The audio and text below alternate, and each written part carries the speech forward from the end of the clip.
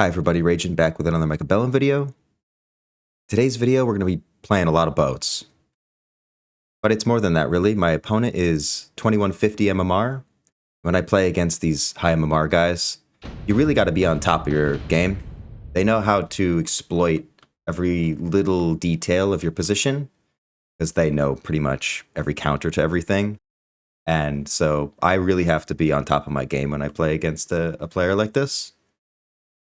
So starting out here, my opponent is an aerial specialist, starting with steel balls and arc lights, and I am a typhoon specialist, starting with sledgehammers and marksman. Sledgehammer marksman is not exactly one of my favorite openings. I do like to use it in an aggro position, but because I'm facing steel balls, I'm sort of setting up in a defensive position, because if he's on the line, I would rather have a good defense than be on the line with him with these units. Now, he's not setting up that way. He's actually setting up steel balls way, way in the back. And I don't like steel balls in the back like this. I think it's too easy to exploit. You can put crawlers on the flanks. It kind of just pulls the steel balls to the sides and takes them out of the game, basically. And so I'm setting up in a center position because I think he might be playing against me aggro, so that if he sets up like symmetrically or something, all of the units will sort of track towards the center into this like funnel that I'm creating, with the marksman behind and the sledgehammers in the center. And so that's why I've set up this way. So let's see how round one goes. Opponent has just picked up some packs of crawlers, and I just picked up some fangs. So I kind of like our position here, since we're already shooting all of his arc lights with our marksman, and actually they're all gone already, which is why I prefer steel balls in a forward position. But because the arc lights were able to clear our chaff, it actually doesn't really matter, and he'll still take round one off of it. It's pretty close, though. Like, we almost killed all of the steel balls there before we lost the rest of our units. So, pretty small win for my opponent here on round one. Not too bad. I do have significantly less health, though. Him being aerial specialist, he has the luxury of HP. So we get some options here on round two. There's a few that catch my eye. Opponent takes the fire badgers. I'm kind of like looking at phantom ray, actually, because of the steel balls. I know phantom rays do relatively well against them. But then there's the wasp. So if my opponent takes wasp, it will immediately basically counter my phantom ray. And also wraith does pretty well against phantom ray. Like, it goes back and forth, right? Wraith can be good against phantom ray, and phantom ray can be good against wraith. But it feels like the wasp is the catch-all, so I end up going with that. My opponent picks up two marksmen here on round two, so he has very little chaff. He just has a couple packs of crawlers. And I do have the wasp, so I'm sort of hoping, like, maybe he won't pick the air units, and I'll just be able to win with the wasp. And so that is sort of what's happening here. My opponent also flanks me here with some crawlers, and we position some crawlers forward. So since he's not aggro, I'm going to sort of start to set up in an aggro position. I'm trying to transition forward. I've already sold one of my marksmen. I'm going to keep these marksmen, but the center marksman is not as good. And then I'm going to mobile beacon and just try to take some towers here. Put some crawlers here, put some crawlers here, 3 wasps here. Opponent did flank us here. So we're keeping an eye on this flank, and we're seeing how well our little push here towards the tower will go. So his crawlers are getting pretty close now. And they actually beat our wasps to the tower. But his only anti-air is these 2 marksmen. So as long as we can kill these guys, we will win the round. We just take the tower now. So all we got to do is get this guy. And the mobile beacon's pretty good the way I went to the side here, because it actually makes the wasps track perfectly at where his other anti-air is. And we'll take the round because of that. And this is sort of a long game. It has 9 rounds. So we're just cleaning up these crawlers. So take a small win on round 2. Lots of options here. The ones that are sticking out to me is steel balls and nano repair kit. I really like the nano repair kit on some boats, and being typhoon specialist, I could go Taiba. And I'm actually thinking of going Typhoon boat at this point in the game. Opponent being aerial specialist was able to pick up 2 wraiths. Wants to kill our wasps. We do have the typhoon now since it's round 3. And I need to do something about this crawler that took my tower last time. Also need to be thinking about, am I keeping the wasps? Because he's definitely going to respond to it now. Kind of thinking he might get mustangs. I didn't really expect the wraith, but he did answer it. And I'm thinking if he does answer the wasp, he'll probably answer it with some outside units, which is exactly what he's done here. I decide to sell some sledgehammers. Now I have 700 supply to spend. I pick up 2 packs of crawlers. I'm going to use 1 to defend against the crawlers that got me last time. I notice he has taken defense enhancement, so I take defense and attack enhancement to beat the crawlers on the flank. I level my wasps. I add a typhoon to this small pack of crawlers here on the left. Position them this way because a barrier will protect against any missiles that might hit my crawlers. And I'm going to beacon in the center because I think that the way he's going to combat my wasp is from the outside, so I'm hoping to exploit that. And actually, it's a decent call here. So all I've basically done is just get some more crawlers, defend my flank, add the free typhoon here, and try to gun down his tower, which actually does work. And now the marksmen are able to actually ping down this nano repair kit wraith. So that's where he's added his nano repair kit. It's a good spot. I've hung on to my nano repair kit because I wanted to see what he might do, and now I can sort of choose where to put that a little more accurately. Luckily we have these marksmen as well, so we are able to kill the wraiths.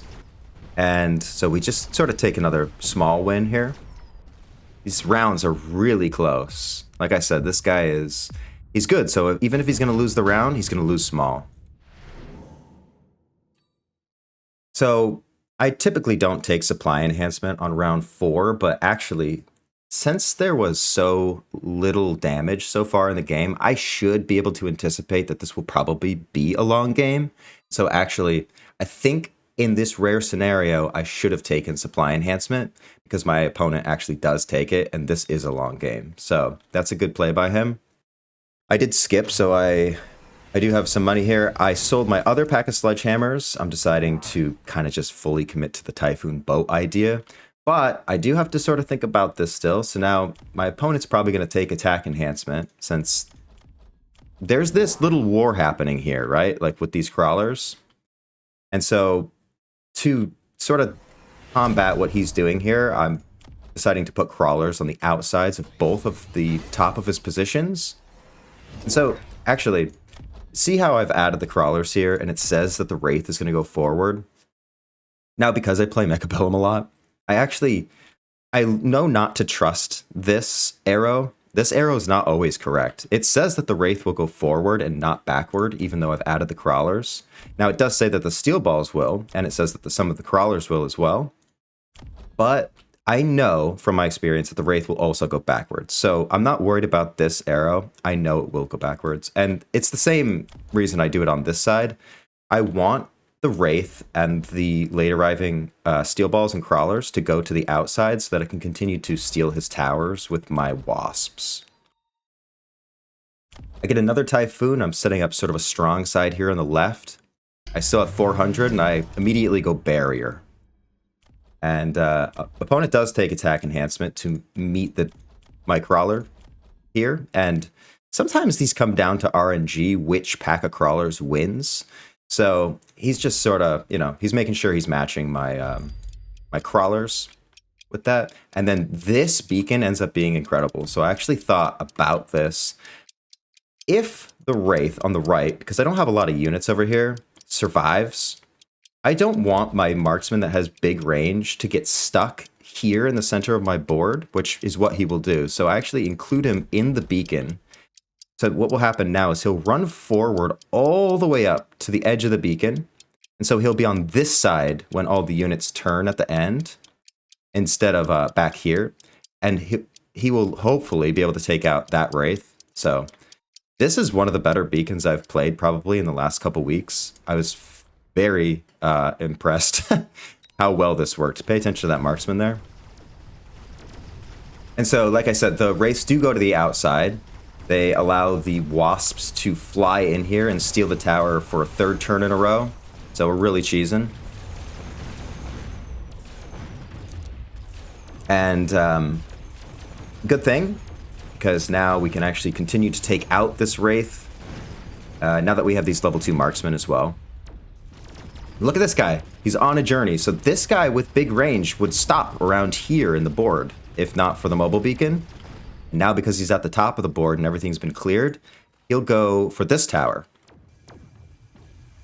And when everything turns and comes back, my marksman will not be in the front. So this marksman here would be shooting my marksman if I hadn't beaconed him to the top.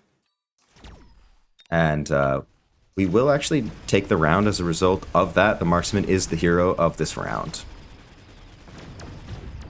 Because literally, without this marksman, we cannot beat that wraith.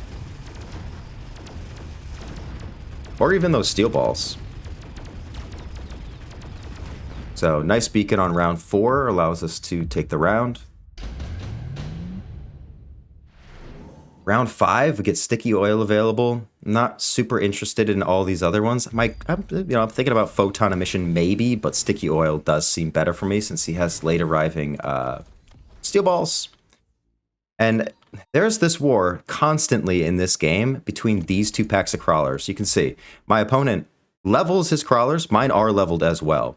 And if I'm not aware, if I lose track or lose sight of this for even a single turn, I'm going to take a ton of damage because these crawlers are going to take my tower. And I really don't want to invest too much in this because I need the supply. Since my opponent is high MMR, I need all the supply I can get. I do take the sticky oil as well. My opponent has used his sticky oil, and I actually use it basically the same way, and I sell my crawlers so that these steel balls instead will run forward through the oil and just be like delayed forever. I do take the level on the crawlers, like I said. I'm still thinking about, there's not much cheese I can continue to do here with the wasps, but I'm going to give it another go. See how I can use these guys. Now, I sort of need something new, right? I have these typhoons with barriers. The barriers are nice to have, right? So I invest in the boat. I get the boat on round 5 here, and I stick the nano repair kit finally on that unit. Take some speed because I want to still try and fly at this tower, which he has now leveled to level 2.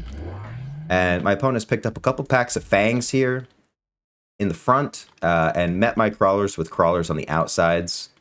So now these steel balls will be delayed a lot on the right side since my right side is a little bit weak. I will hopefully be able to take out his chaff while the steel balls continue to arrive slowly. So now we have some typhoons on the right, some typhoons on the left, and a boat, and the wasps, and I'm beaconing to try and take the tower. Good thing I leveled my crawlers because of this little fight that happens here. And actually, because, like I said, sometimes it's RNG, right? And so actually, on this round, his crawlers actually beat mine. And that's not great for us. So we would really like to be killing this tower, but he did level to level 2. And so because of that, he takes our tower instead, which is slightly devastating because now this guy's stuck. These guys are stuck. My right side has fallen. So, like I said, a lot of this game does keep coming down to these stupid crawlers behind my tower, and it totally determined the entire outcome of the round there. 7 crawlers survived. So, like I was saying in the beginning, I have to be really, really aware of my position here when I play these high MMR guys because they know exactly what to do. And I'm only just beginning to learn exactly what to do. Opponent takes the melting point. It's perfect against Taiba. I'm not sure really what to take. I could go Farseer, but Farseer, we're on round 6. There's lots of units. It doesn't hit lots of units, and so I can't really go Farseer. Can't really go Vulcan either since I'm in an aggro position. Fortress is an idea, but I already have the Typhoons and the boats, so it's like, I don't know, maybe if he goes multi-melter, I might want a melting point of my own, right? So that is what I end up picking up, because I kind of want the option of being able to take range if he goes diffraction and range.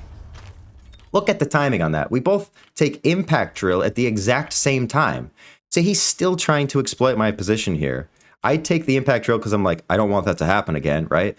And I'm a little worried that he might actually take impact drill, which he does, and we literally take it at exactly the same time. So again, I'm a little bit impressed with myself. The ability to continue to take this crawler situation seriously in the back. And like I said, I don't want to like level my tower. I don't want to add like a unit to it or anything, because I just would rather have these crawlers win on their own. So now I've taken 2 more Overlords and I've given them ground cannons. So now I'm fully Tyba'd out here, out of my head. I sell the Wasps because I'm not convinced that they're helping as much anymore. They really didn't do as much as I wanted them to do last time. The Wraiths just sort of ate them, and I don't really want to keep giving them levels. So now we have ground cannon, and I've spread out to both sides. I have a boat here on the right, and I'm going to try and take that tower. So good thing I took impact drill. RNG goes in our favor on this round instead of my opponent, so our crawlers win. Opponent lights his own oil on fire. I'm not exactly sure why. It seems like maybe he just wanted like to free his units up to be able to like move freely. But our boats here on the right side die. The EMP barrage on the melting points take down the shields on the typhoons. But because we have 2 boats over here as well, we will we'll actually be able to take the round. Just because of the timing on the way that it all unfolds. So, back and forth. Lots of back and forth in this game. It's his round, it's my round, it's his round, it's my round. But a little bit of a bigger win with the Giants on the board here. So, some nice damage on him. Both of our crawlers level, so have to continue to be aware of this. Definitely need to level these guys. This little battle was... I had to think about it every turn. All right, so lots of options here. I think he might take nuke, right, to like blow me out of the sky, but he goes orbital bombardment, and I'm sort of thinking nuke. I'm thinking orbital. I'm thinking haste. You know, it's round 7, so orbital I won't get it back. Nuke I won't get it back. I feel like if I'm able to survive this round, which I should be able to, I have pretty good health. I'd like the haste module at least going forward. So I will end up going with the haste module. Opponent has level to level 3 as I'm continuing to decide what I'd like here. Opponent takes Mustangs. Wants to start countering the boats and also the potential of me taking Mothership, which is a real threat for him, since if I take Mothership, he sort of just has these Wraiths that keep going in the wrong direction at the beginning of the round. And so he's shoring it up with anti-arm Mustangs now. I actually leveled these 2 Overlords. I'd like a little bit more power on them to be able to take the tower. I'm sure to level that crawler. And honestly, I've had enough, because I'm sure that he's also going to level it. I've totally had enough with it, and I'm just going to misle it every turn, because I cannot allow that. Since we're late in the game and there's Giants on the board, I cannot lose to that. I have a level 3 marksman here now, and I am pretty certain he's going to be hitting this side with a spell. I thought it would be a nuke. I sell the melting point since I don't think it's going to help me. Since I see that he's taken EMP barrage, I think it's too much of an investment for him to go multi-melter at this point, which is why I had the melter. And so because of that, because the supply is so thin for both of us, I really don't think he can get this anymore. That's why I get rid of the melting point. I'm going to just trust the boats at this point. I still have my supply to spend with 10 seconds left in the round. So I decide to go with couple Overlords. I'm going to go strong on the right side now. I'm also beaconing to the right side. I want to save my units to get them out of there, because I thought there was a nuke coming. But it's just an orbital. Regardless, it's nice to have a strong side.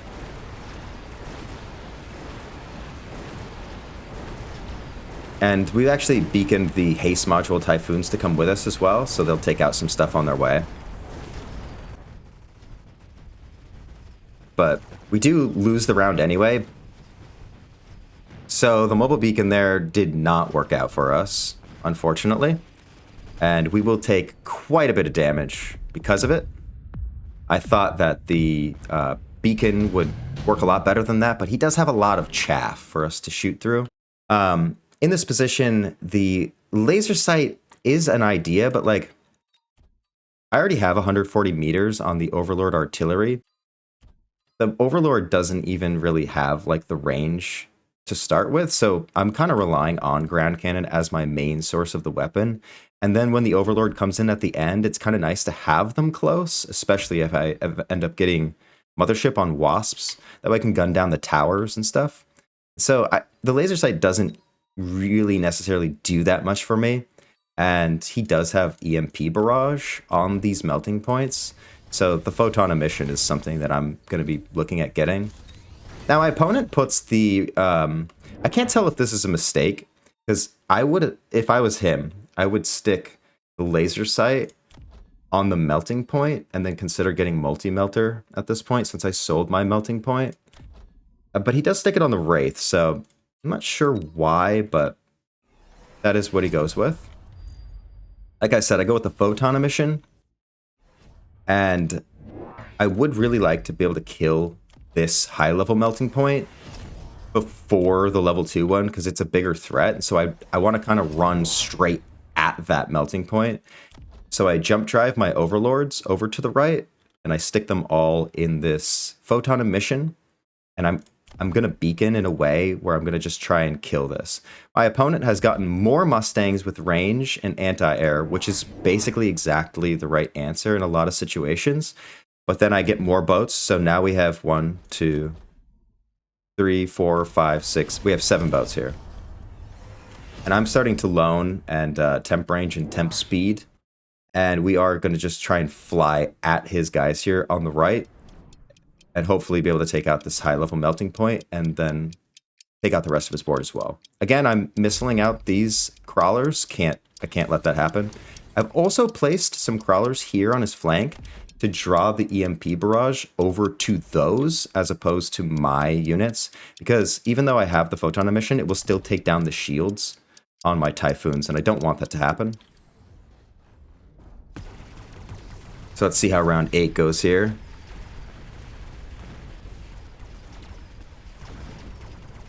So as long as we're able to take out this high-level melting point, we should be in pretty good shape. These are level 1 Mustangs, and we do have levels and items on these healing Overlord here. And so this round actually works out. So adding more boats with the photon emission and jumping them all to the same side has worked out for us here. And we also have the benefit of being able to choose which side we want to attack, because I have 2 Typhoons on the left, and I have 2 Typhoons on the right. So I can just sort of jump drive back and forth, and I don't really need any more Typhoons. I'm sort of just relying on the boats at this point. And so round 8 is a nice big win for us here. So we're basically like at the same HP, right? We're both susceptible to losing on this round. And so of all these options, the Rhino is worth the most money. So I take the Rhino and sell it. And I kind of expect my opponent to probably do the same thing. There is also the idea that he could take War Factory and go like anti-missile on the War Factory. He actually he did take War Factory and sold it. But so because War Factory is worth 800, he only made 500 supply off of that play. And it's actually not worth as much as the Rhino. So that's a misplay by him. He should have taken the Rhino and sold it if he was going to be selling. Like, see, he takes that. It's not worth as much as the Rhino, so it's not as good a play. I jump drive back to the left here. There's a mind game going on, right? Which side am I going to be on? He expects me to be on the right, clearly, right? Because he's put his oil here. I sort of think that he's going to develop on his right side, because if I am him and I noticed what I did last round, I gunned down his high-level melting point. So he probably thinks I'm going to try and do that again, but I'm actually not going to do that again. I'm going to jump back to the left and hope that he tries to continue to gun down the right side and develop on the right side. That way I can try and hit the left side really, really hard with my boats, and then hopefully the turn goes in our favor at the end. And because I have so much damn supply, 2200 or whatever it was, still missiling this crawler out. Because I have so much supply, I can actually start to take Mothership here.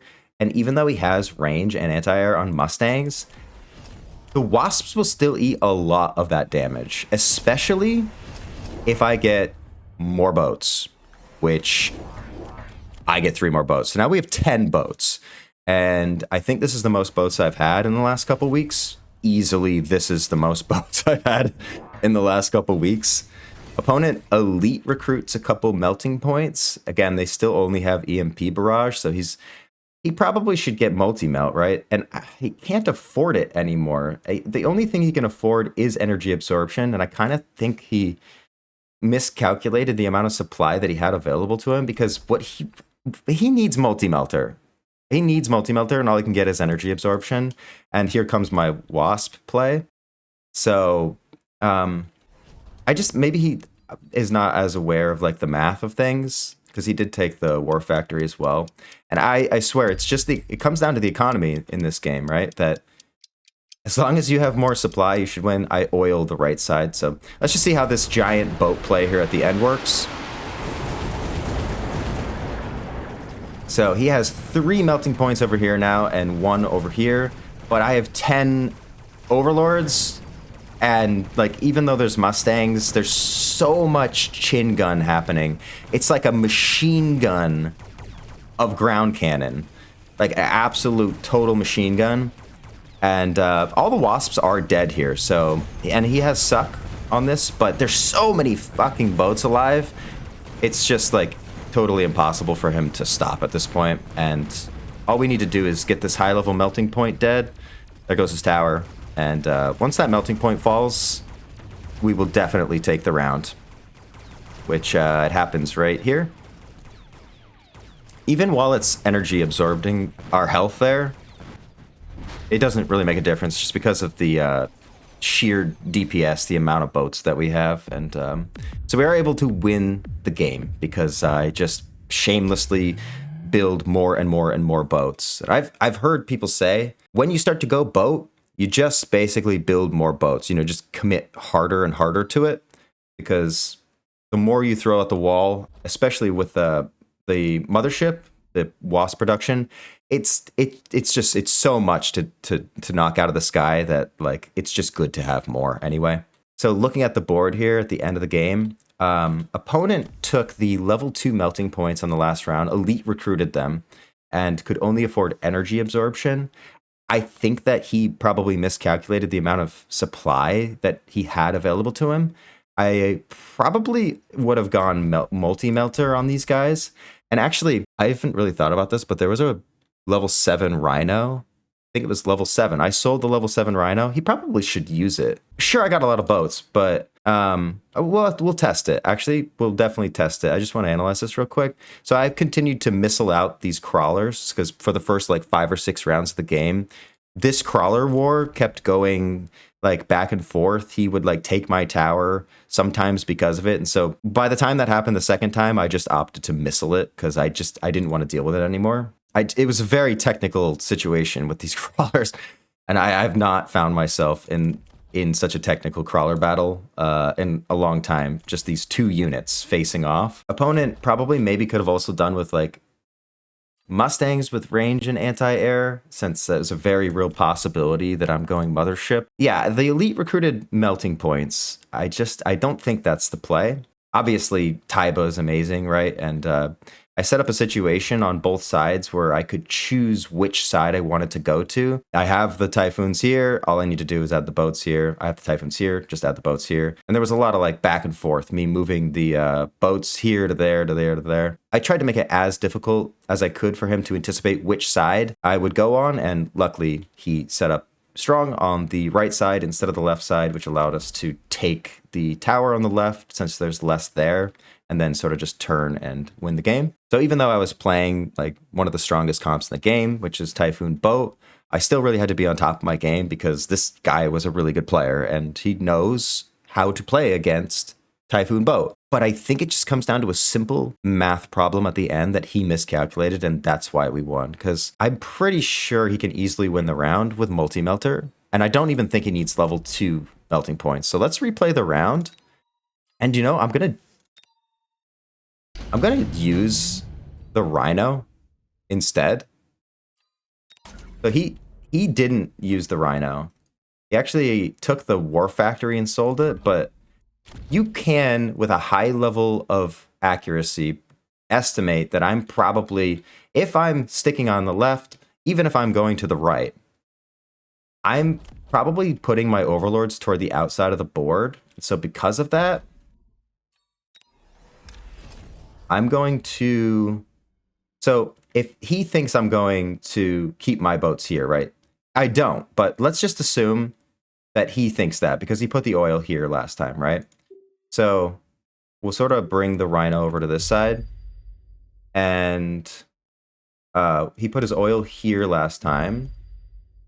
And so I think what he'll want to do is sell the Wraith and get the laser point on this guy, go multi-melter. Get 2 more melters. He thinks I'm on this side, right? So I think this is probably good. We're gonna loan, take temp range. Maybe speed's good for the rhino. Oh, shield. And shield. And then just take out like a pack of crawlers. Okay, so let's just see. Like, I think the rhino will die, right? But I still think it's probably better to distract a lot of these boats.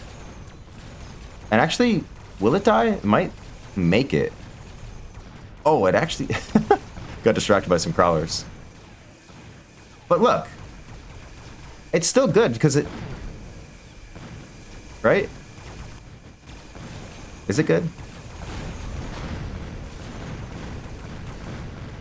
Oh, maybe I'm wrong. No, wait a minute. The multi-melt is working. So I actually lose my tower in this situation. And yeah, so he does win the round. So yeah, the rhino plays good. And actually, it's huge to be able to, for him to win this round, even though he wouldn't have won the game with that, because I still had like 1100 HP or something. That would be the perfect amount of time. So now next round, he could sell this rhino for a ton of money. And then he could get even more melting points with shields. He could also like level his towers out the wazoo. So that play with the rhino, because it distracted so many of the ground cannons on the Overlord. And I walked right into the boats. It still was enough.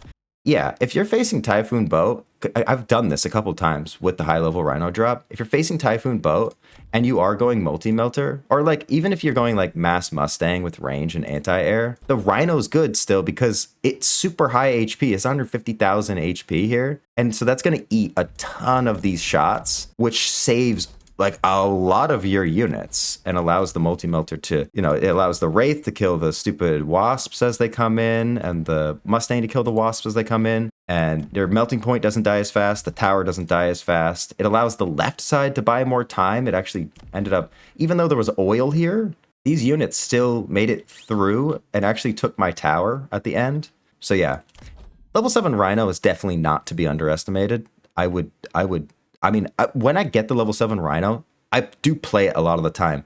In this situation, I sold it because I just wanted more boats, because I just believed in the boat, the meme. What the heck? This is the thumbnail, probably. But yeah, this would have been a better play for him. But he did not make that play, and we do win the game. So I hope everybody enjoyed the video. Thanks very much for watching, and I'll see you in the next one. Have a fantastic day.